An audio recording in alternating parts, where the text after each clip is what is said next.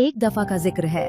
एक घने जंगल के बीचों बीच दरख्तों के दरमियान छुपी हुई एक छोटी सी झोंपड़ी थी, जहां एक बूढ़ी औरत 3 लड़कियों के साथ रहती थी। तीनों लड़कियां निहायत खूबसूरत थीं, लेकिन सबसे छोटी सबसे ज्यादा हुसीन थी।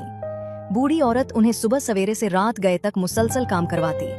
वो सोने जैसे धागे को बारीक और नफीस सोत में तब्दील करती थीं। जो ही एक तकला मुकम्मल होता, फौरन दूसरा दे दिया जाता, ताकि उन्हें एक लम्हे का आराम भी नसीब न हो। ये धागा निहायत बारीक और बेऐब होना जरूरी था।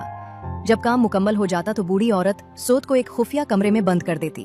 वो साल में 2 या 3 बार दूर दराज सफर पर जाती और 6 दिन के बाद वापस आती। इसलिए लड़कियों को कभी इल्म न होता कि वो क्या लाती है। न ही वो कभी बताती कि ये सोने का धागा कहाँ से आता है या उसे किस मकसद के लिए इस्तेमाल किया जाता है। जब एक बार फिर बूढ़ी औरत सफर पर जाने लगी तो उसने हर लड़की को 6 दिन का काम दे दिया और हमेशा की तरह सख्ती से तंबीह की, लड़कियों, अपनी नजरें उधर उधर ना दौड़ाना और किसी मर्द से हरगिज बात न करना।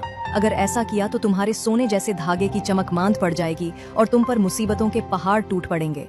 जब बूढ़ी चुड़ैल चली गई तो लड़कियां हंसने लगीं और आपस में कहने लगीं कि भला उनके धागे की चमक कैसे खत्म हो सकती है और वो किसी मर्द से मिलेगी भी कैसे, जबकि वो जंगल के बीच ऐसी तन्हा जगह पर रहती हैं।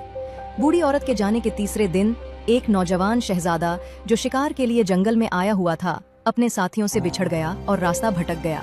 रास्ता ढूंढते ढूंढते वो थक कर एक दरख्त के नीचे लेट गया, अपने घोड़े को चरने के लिए आजाद छोड़ा और खुद नींद की आगोश में चला गया। जब उसकी आंख खुली तो सूरज गुरूब हो चुका था। वो फिर से जंगल से निकलने का रास्ता तलाश करने लगा। कुछ ही देर में उसे एक तंग सा रास्ता नजर आया और वो खुशी खुशी उस पर चल पड़ा। यही रास्ता उसे इस झोंपड़ी तक ले आया जहाँ तीनों लड़कियां रहती थीं। लड़कियां झोंपड़ी के दरवाजे पर बैठी ठंडी हवा से लुत्फ अंदोज हो रही थीं कि अचानक शहजादे को आते देखा तो चूक गईं। शहजादे ने नहायत शाइस्तगी से उन्हें सलाम किया और बताया कि वो रास्ता भटक गया है और बहुत भूखा और थका हुआ है। बड़ी बहनों को फौरन बूढ़ी औरत की तंबीह याद आ गई और उन्होंने छोटी बहन से कहा कि उसे अंदर ना आने दे, मगर सबसे छोटी बहन शहजादे की हालत देखकर रहम में आ गई और उसे अंदर आने दिया। उसने उसे खाना दिया और शहजादे की दिलकश बातों में खोकर वो बूढ़ी औरत की तंबीह भूल गई और घंटों उसके साथ बातें करती रही। उधर शहजादे के साथी उसे हर तरफ तलाश कर रहे थे, लेकिन कामयाब न हुए। उन्होंने बादशाह को उसके गुम होने की खबर भिजवाई। बादशाह ने फौरन सिपाहियों का एक दस्ता रवाना किया। 3 दिन की तलाश के बाद वो आखिरकार इस झोंपड़ी तक पहुंच गए। शहजादा जाने से पहले सबसे छोटी लड़की से वादा करके गया कि वो वापस आएगा और उसे अपनी दुल्हन बनाएगा।